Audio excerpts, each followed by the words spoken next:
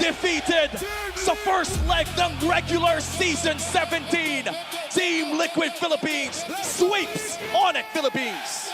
That early game lead, 30 to 40 stacks ang piercer ni Carl TZ. The moment na umabot pa siya ng 80 dito sa game na to at hindi siya mabigyan ng Onyx Philippines, magiging mahirap na to even for Kirk na pumunta doon sa gitna ng laban kasi paulit-ulit lang siyang pwedeng timingan nung stun ng isang Hylos, nung stun ng isang Suyu, and yung buhat ni Sanji. Hindi siya makapag-blood gleam out eh. Oo, tsaka parang mape-pressure ka na rin if you're the Alice at this point na kailangan mo agad umulti. Sanford, looking at 4 members. Kita-ata kagad sila. Oy, naiwasan. Yung Raging Sandstorm, alam niya na 4 na membro. Tingnan mo naman, tinutulog-tulugan pa ni Sanford eh. At matapos mangyari yun ay nakanakaw pa nga si Carl sa baba. Nakakuha ang Team Liquid sa gitna at nakapwesto pa ata sa pagong. Sanji getting knocked out. Si JP lamang ang natamaan ng Throne of Ruin. Oh my gosh, parang hindi worth it yun kasi yung Throne of Ruins nagamit na. May malaking ultimate na kulang para dito sa Onyx. JP, tinan mo sinasalo lang lahat ng mga punishment na nanggagaling dito sa Onyx at malaya nila nakuha yung huling pagong ng larong to. Perfect turtle take para kay Carl TZ at mukhang may play na naman ang Team Liquid Philippines sa taas. Isang tore ang kanilang makukuha. So far for the past 2 minutes, Joshi, mukhang Team Liquid ang nanaig sa lahat ng objectives. Literal na nila landslide at bumubulusok ang Team Liquid Philippines. But the good thing for Onyx Philippines is that hindi pa naman namamatay itong si Xavero. Continuous pa rin yung farm niya, mabagal man, pero hindi pa rin naman siya napipigilan, hindi pa rin nasa-stop yung pagsiscale ng carry. And this is the remaining win condition for Onyx Philippines. Kailangan na rin tulungan ni Super Prince, ganyan, na bilisan yung pag-ikot neto ni Xavero, dalhin siya doon sa mga lugar na kailangan niyang makapag-farm para din mapabilis. Kasi kailangan na siya eh. Kailangan na ng damage output ng carry. Naku, sobrang kailangan na talaga. Ngayon, medyo nakukulangan ng setup dito ang Onyx. Ang sakit tumatama na.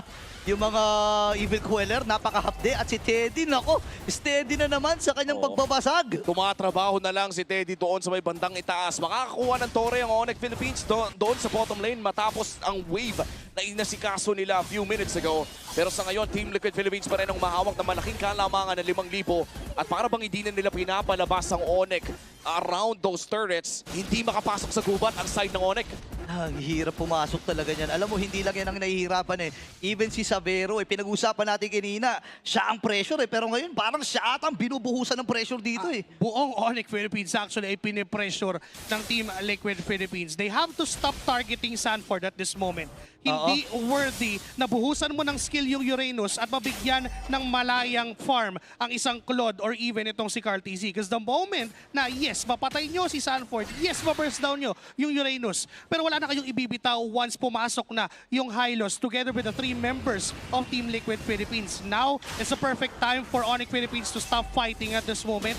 Kalma lang, kumbaga. Tiis lang. They have to farm. They need time. And speaking of time, oras na rin ito para sa Team Liquid Philippines. Nakunin ang pinakaunang Lord ng larong ito. So far, perfect objectives para sa side ng Team Liquid Philippines. First Lord, 3 Turtles, Carl TZ making it happen para sa Team Liquid Philippines. Men, gusto ko lang sabihin na level 15 na si Carl TZ. 9 minutes and 18 seconds ata dito sa larong ito. Ganon ka-dominating itong pinapamalas ngayon ng Team Liquid. Oo, at hinihintay pa nila yung upcoming Lord. So far for Onyx Philippines, wala pa namang nakukuhang inhibitor turret. This is good news para sa Sonics. Kaya pa nilang dumepensa, kaya pa nilang mag-scale up on this carry pickup. Pero kung lalagyan natin ng oras, pare, ano ba yung oras na inaantay? Ano ba ang Onyx time para sa larong ito? 15 minutes or 17 minutes, ganun pa kalayo kung tutuusin. And if Team Liquid Philippines manage to get those outer turrets done, hahaba pa yun. Kailangan pa ng oras, kailangan pa ng farm kasi even yung mga minion waves, pwedeng pigilan ng Team Liquid Philippines na magbigay at magpadala ng minion waves. Pwede nila i-freeze yung 3 lanes. Oo, and sa ngayon mukhang yun ang kanilang tinatrabaho.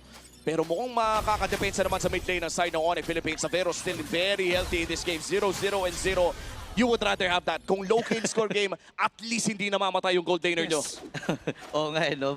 Dito masasabi natin, parang kung titingnan mo, no, base dun sa KD, parang wala pang nagagawa itong 2 gold laner nito. Pero kitang-kita kung ano yung laki ng kalamangan ni Teddy dito, no? Kung malaya siya nakakakuha ng farm, and even yung Trinity ay buo na rin sa kanya. Oh, no? that's 1 item differential. At sa pag-push dito ng Team Liquid Philippines, puputok ang Holy Shields. At here we go, they're going for Xavero. Ay napapasok na rin dito si Sanford.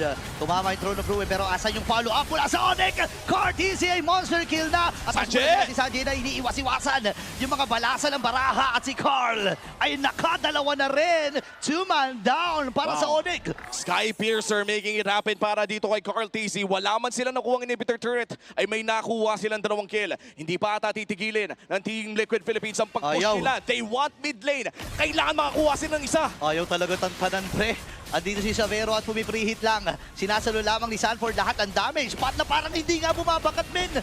Talagang naka-flex lang dito si Sanford against 4. Ito yung lamang ng Team Liquid Philippines. That 10k gold lead clearly reflects on what's happening sa mapa. Nandun yung damage output ng Onyx Philippines pero kulang pa rin talaga. Naipit na yung Team Liquid dun sa top lane. But then there are no casualties yet. Papasok ulit sila. May Glorious Spotter yung nagamit. Pinipilit nila na umiwas si Savero. Ipitata si Kirk. Nagamit yung Nabuhat. kanyang... Naku ka! Naku po! Cartesia legendary na 8-0 in 1, ladies and gentlemen. At dito na yung flex ng mga machong horse. Sanji ay nagamit din yung Crimson Beacon. 4 ang bebo lang natitira para sa Onyx.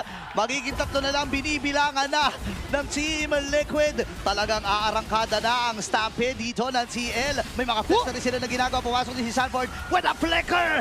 At ready nang umarangkada ang TLPH.